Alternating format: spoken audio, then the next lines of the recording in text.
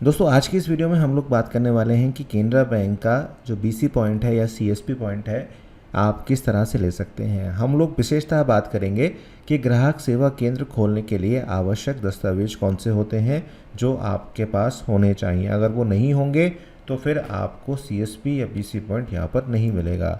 साथ साथ खोलने जा रहे हैं अगर आप सीएसपी तो आपकी दुकान में क्या क्या होना चाहिए। अगर ये चीज़ें आपकी दुकान में नहीं होंगी तो हो सकता है कि आपको यहाँ पर सीएसपी ना मिले। साथ साथ ग्राहक सेवा केंद्र के अंदर जो सुविधाएं मिलती हैं उनकी लिस्ट भी मैं बताऊंगा आपको कि कौन कौन सी चीज़ें होती हैं जो ग्राहक सेवा केंद्र यानी कि सीएसपी में आपको मिलती हैं। साथ साथ बात होगी कि रजिस्ट्रेशन प्रोसेस आप कैसे करेंगे केनरा बैंक के लिए। अगर आप केनरा बैंक की बीसी या सीएसपी पॉइंट लेना चाहते हैं तो आपको किन किन प्रोसेस से गुजरना पड़ेगा, ऑफलाइन जाना पड़ेगा या ऑनलाइन जाना पड़ेगा या किसी कंपनी के थ्रू जाना पड़ेगा, सारी बात हम लोग इस वीडियो में करने वाले हैं। तो इस वीडियो के अंत तक हमारे साथ यूं ही बने रहिए, देखते रहिए और साथ साथ लाइक ज़रूर करिएगा। अगर आप भी केनरा बैंक की सीएसपी लेना चाहते हैं तो आपने सही वीडियो पर क्लिक किया है। आज की इस वीडियो में मैं आपको बताऊंगा क्या क्या योग्यताएं आपके पास होनी चाहिए और क्या क्या आपके पास चीज़ें होनी चाहिए और किस तरह से आप अप्लाई करेंगे, ऑनलाइन करेंगे, ऑफलाइन करेंगे या किसी कंपनी के द्वारा करेंगे, सारी इन्फॉर्मेशन मैं आपको दूंगा। केनरा बैंक लगभग देश के हर कोने में पाया जाता है और एक रेपुटेटेड बैंक है और उसकी ब्रांचेस मैं जैसा कह चुका हूँ आपसे कि काफ़ी हद तक सभी जगह पाई जाती हैं। लेकिन जब सीएसपी लेने की बात आती है, स्वरोजगार लेने की बात आती है और अप्लाई करने की बात आती है तो केनरा बैंक थोड़ा सा टिपिकल हो जाता है। जैसे एसबीआई की सीएसपी आपको आसानी से नहीं मिलती, उसी तरह से केनरा बैंक की सीएसपी भी उतनी आसानी से नहीं मिलती। हालांकि 2021 में कुछ ऐसी न्यूज़ आई थी कि दिल्ली एनसीआर में या यूपी के कई सारे स्टेट्स में सिटीज़ में वो अपनी सीएसपी देना स्टार्ट कर रहे हैं। मैंने भी कुछ नेट पर रिसर्च करी तो मैंने पाया कि हाँ, ये बात सही है कि यूपी के कई सिटीज़ में और बिहार की कई सिटीज़ में उन्होंने अपनी सीएसपी खोलने का विचार यहाँ पर किया है, लेकिन अभी वो फुलफिल तरीके से नहीं हुआ है। अब योग्यताओं की अगर हम बात करें तो यहाँ पर आपकी 21 वर्ष आयु होनी चाहिए और आप मैट्रिक पास तो यहाँ पर होने ही चाहिए। आपको कंप्यूटर का सामान्य ज्ञान यहाँ पर होना चाहिए। साथ साथ आपके पास कुछ पैसे यहाँ पर होने चाहिए क्योंकि सीएसपी जब आप लेंगे केनरा बैंक की तो यहाँ पर आपको कुछ पैसे अपने पास से भी लगाने पड़ेंगे। देखिए 10,000 रुपये तो इसकी सिक्योरिटी ही जमा हो जाती है, कुल मिलाकर 50 से 60,000 रुपये का खर्चा यहाँ पर रहता है।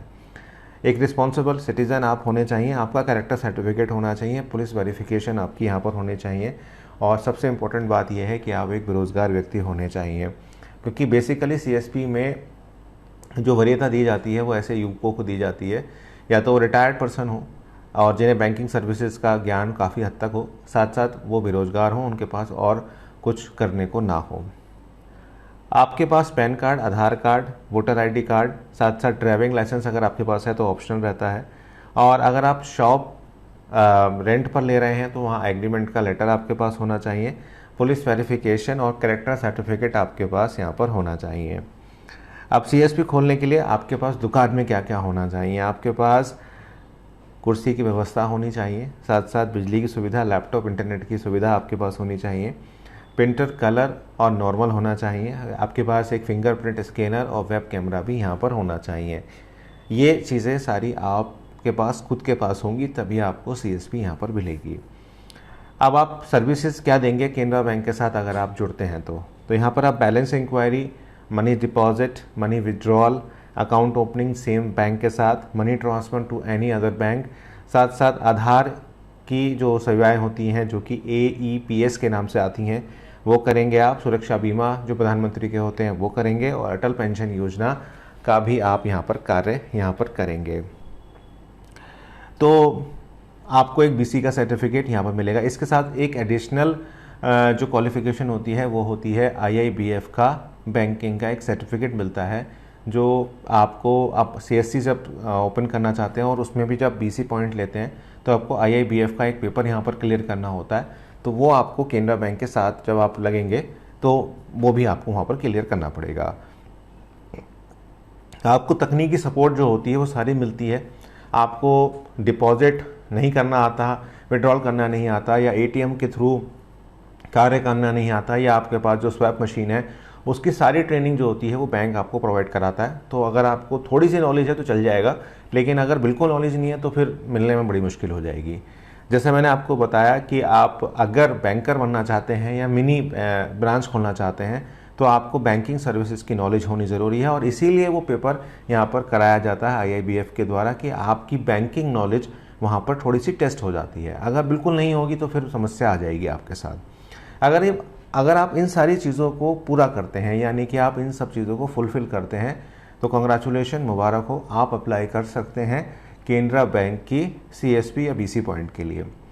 आप अप्लाई कैसे करते हैं? जैसे मैंने शुरू में कहा कि दिल्ली, NCR और उत्तर प्रदेश की कुछ जगहों पर CSP ओपन हुए थे और अभी भी वो एप्लीकेशंस वहाँ पर इन्विटेशन चल रहे हैं। लेकिन ये कैसे डिसाइड करेंगे कि हमारे शहर में या हमारे कस्बे में या हम जिस मोहल्ले में रहते हैं वहाँ CSP मिलेगी या नहीं मिलेगी? ध्यान रखिएगा, अगर आपके मोहल्ले में या कॉलोनी में पहले से CSP काम कर रही है केनरा बैंक की, तो वहाँ पर दूसरी CSP वो नहीं देते हैं। कम से कम 5 किलोमीटर या 6 किलोमीटर या 10 किलोमीटर का अंतर वो रखना चाहते हैं। ये बात ध्यान रखिएगा। दूसरी चीज़, अब ऑनलाइन एप्लीकेशन तो है नहीं इसकी कि ऑनलाइन एप्लीकेशन जो है आप जमा कर देंगे वो सबमिट हो जाएगा। इसके लिए आपको नियरेस्ट ब्रांच में ही जाना पड़ता है। नियरेस्ट ब्रांच में जाकर आपको पता लगता है कि आपके क्षेत्र में कितनी CSP चल रही हैं और कितनी सक्सेसफुल CSP चल रही हैं। कई बार ऐसा होता है, आप में से कई सारे लोग कमेंट करते हैं कि CSP नहीं चली, उसकी बंद हो गई, दूसरी CSP वो दे नहीं रहे। उसके पीछे का रीज़न यही होता है कि जब CSP उन्होंने किसी को दी तो उसने अच्छे तरह से रिस्पॉन्सिबल तरीके से वर्क नहीं किया, या उस CSP को अच्छा रिस्पॉन्स नहीं मिला वहाँ के लोगों से।